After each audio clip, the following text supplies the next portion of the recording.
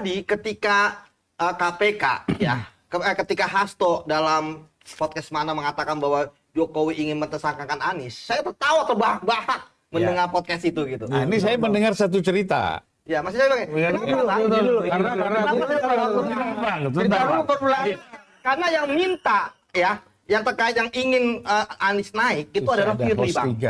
Ya kan, itu adalah Firly. Makanya kenapa Pak Firly sama dengan Jokowi apa enggak itu urusan lain. Karena Firly, udah jangan dipaksain. karena Firly ya, ketika dia ingin Anies naik, ya Naik sebagai apa nih? tersangka, ya Kasusnya kemudian, naik, Bang.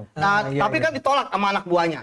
Kita tahu ada deputi penindakan, Bang Karyoto, ada Bang Endar, deputi penyelidikan, karena nggak ada buktinya kan? Karyoto Polda. Ya, dan kemudian nolak, waktu itu ya, nolak. makanya kenapa kan disingkirin Karyoto sama Endar. Ya kan kita akhirnya rame kan? Kalau misalnya Jokowi yang ingin minta Ya. Anies naik, Naik. ya kan? Ya tentu kalau misalnya dikatakan bahwa Pak Jokowi dekat dengan polisi pasti setuju dong, Iya. ya kan? Iya. Ya kan, tapi kan enggak. Nah, justru menarik berkata Abang, kenapa Firly ngotot banget Anies naik, tapi kemudian Hasto malah mengatakan kita Jokowi, ya kan? Waktu podcast kemarin. Sorry, Firly Iya. ingin agar Anies naik tuh kenapa? Nah, itu kita nggak tahu. Oh. Ini masalah kompetisi elektoral. Kan Pak. biar Ganjar lawan Prabowo aja, Bang. Nah, kalau itu gimana kalau bukannya Prabowo? Karena ini logika politiknya. Logika politik. Menyingkirkan lawan berat di kompetisi. Karena dia lebih percaya baik. kalau lawan Prabowo menang. Oke. Waktu itu kan surveinya Ganjar tinggi. Dan Jokowi masih ada di belakang. Iya. Dijawab. Jadi Jadi Prabowo udah terbukti kalah 2 kali pilpres. Iya. Jadi formula paling mudah secara atas. Formula mereka yang udah teruji 2 kali menangin pilpres lah. Ya, udah ngerti lah Prabowo. Jadi kan. dia nanti itu saya nanti Anies tuh akhirnya gagal menjadi tersangka. ya karena emang nggak ada buktinya. Jadi ada pihak-pihak lain di KPK yang mengatakan enggak. Oh iya, karena tegas. Karena tegas. Kita Kan potong. saya bilang, makanya kenapa saya masih saya percaya dengan KPK saat ini. Ya, bahkan sampai ketika zaman Firly pun anak buahnya ketika diminta untuk naik, nggak mau naik gitu ya. Expose. Ya ketika expose gelar perkara, emang karena nggak ada, mau belasan kali expose pun, ya kalau emang buktinya Pak Anies, Bang Anies tidak naik, ya nggak akan naik gitu kan. Seperti itu Bang. Jadi maksudku ini sepakat dengan yang Abang katakan tadi. Jadi kan kita ini puzzle-puzzle kan. Ya. Puzzle Abang di DPR, puzzle Ya, aku. coba. Karena saya ini Coba, gini, Bang. Ya Bang. sempat mendengar ketika ditanya Pak Jokowi itu ngomong, ngapain kita penjarakan Anies, tersangkakan Anies? Itu kan gendang orang, masa kita menari di gendang orang lain? Dia menyebutnya genderang orang. Genderang orang. Dia kan. Berarti Iya, kalaupun iya, itu iya, iya. Firly dan backup politik di belakangnya, Pak Jokowi merasa berbeda dengan genderang Iya. atau backup politiknya Firly itu dong Bang? Iya. Pada waktu itu. Ya beda-beda. Kan udah beda sejak pemilihan Kapolri kan. Jadi ketika saya bertanya tadi, di belakang Firly siapa? Saya nggak tahu, tapi kan jawabnya beliau. Nah, iya beliau jawab. Kan memang udah beda sejak pemilihan Kapolri. Di video part pertama, kita sudah mendapatkan informasi yang sangat penting terkait dengan konspirasi di KPK di era kepemimpinan Pak Firly. Tentu saja memang konspirasi ini dibongkar oleh mantan penyidik KPK yang telah dipecat dari KPK. Dan di part 2 ini tentu saja informasi yang tidak kalah penting terkait dengan apa yang tadi disampaikan oleh mantan penyidik KPK, konspirasi terkait skenario ingin mentersangkakan Pak Anies Baswedan. Dan perlu kita ketahui bersama bahwa informasi ini sangat penting dan perlu untuk kita ketahui. Kenapa? Karena memang yang beredar di masyarakat ataupun di publik terkait dengan Pak Anies Baswedan ini, siapa di balik layar yang ingin mentersangkakan Pak Anies adalah Pak Jokowi gitu. Di media ya kan, di framing dan seterusnya. Bahkan sampai hari ini kebanyakan publik itu menilai bahwa di balik yang ingin mentersangkakan Pak Anies Baswedan itu adalah Pak Joko Widodo. Namun itu terbantahkan. Hari ini terbantahkan. Dan sampai hari ini sebagian besar publik mempercayai bahwa dalang di balik layar yang ingin mentersangkakan Pak Anies Baswedan adalah Pak Jokowi. Walaupun memang itu kan hanya sebatas dari media, kemudian juga daripada opini-opini politisi PDIP yang mencoba menggiring opini ke arah situ. Tetapi kan publik sudah mempercayai itu. Kenapa saya menarik membahas ini juga? Karena memang ini terkait dengan kebenaran gitu. Mau siapapun orangnya ya, kalau memang terkait kebenaran ya harus kita dukung. Mau si A, mau si B. Jadi saya tidak lihat orangnya, tapi lihat kebenarannya ini memang gitu. Sebetulnya kan sudah dijelaskan dalam video, kalau Pak Jokowi ingin mentersangkakan Pak Anies dari proyek Formula E tentu akan menggunakan instrumen-instrumen kekuasaan lain seperti misalkan kejaksaan atau Polri, karena itu kan murni di tangan presiden. Tentu ketika memang presiden memerintahkan kejaksaan misalkan atau polisi, maka akan bergerak, akan melaksanakan tugas presiden. Beda ceritanya dengan KPK.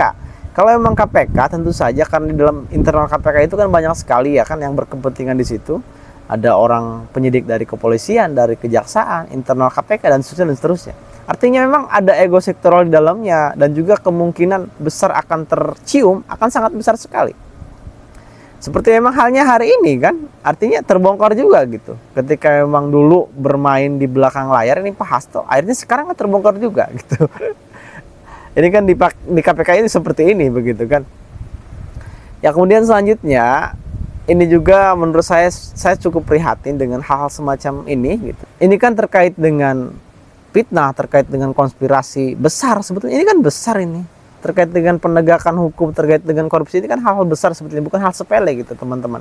Jadi begini bos, saya kira memang ini kan yang terbongkar itu baru separohnya. Mungkin banyak lagi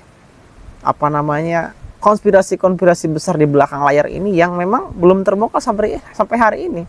Dan jangan-jangan memang terkait dengan korupsi di Pertamina misalkan, di pertambangan lain yang sudah terbongkar hari ini oleh kejaksaan, jangan-jangan memang orang KPK ini banyak yang terlibat juga gitu. Kenapa? Karena memang KPK ini tidak berani membongkar kan, padahal kan korupsinya misalkan di Pertamina itu dari 2019 gitu. Ini kan yang membongkarnya itu malah kejaksaan. Artinya kan kita juga di sini memberikan apresiasi lah kepada Pak Prabowo gitu.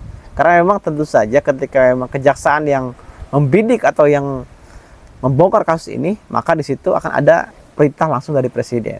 Jadi ini juga sebuah keberanian dan juga sebuah langkah besar dari Pak Prabowo Subianto. Semoga memang langkah-langkah ini terus konsisten dan sampai memberantas korupsi ke akar-akarnya gitu.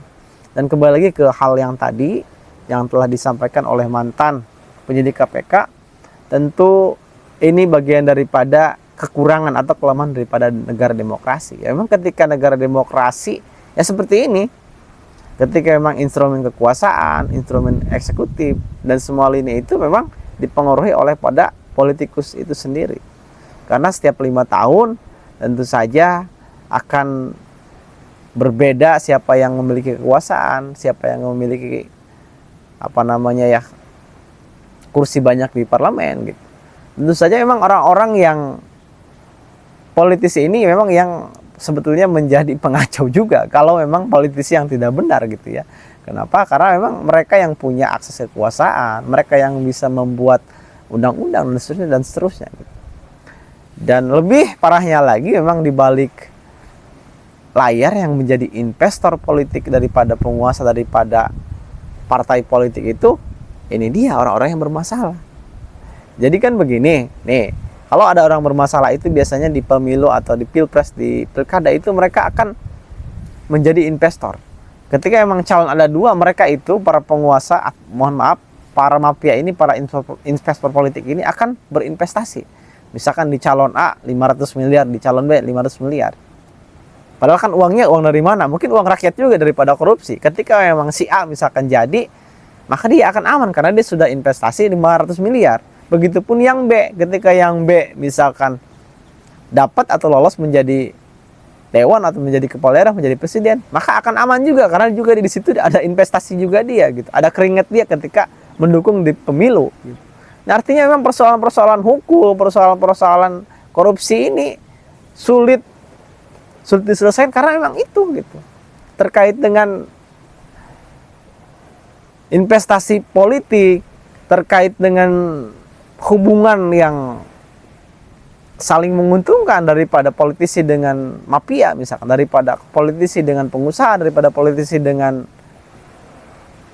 pelaku korupsi gitu. Karena saling menguntungkan di sini. Ya ini susahnya gitu. Susahnya di dalam negara demokrasi.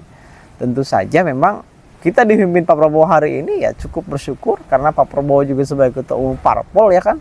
Tentu dia memiliki power lah. Kita harapkan memiliki power dan keberanian yang besar gitu. Jadi jangan pandang bulu. Mau siapapun orangnya, saya kira ya harus sikat aja lah. Ini kan terkait dengan kelangsungan Indonesia ke depan. Terkait dengan 280 juta jiwa masyarakat Indonesia. Gak usah lah. Saya kira Pak Prabowo orangnya nasionalis dan tidak akan bisa dikendalikan oleh para oligarki ataupun mafia-mafia seperti itu.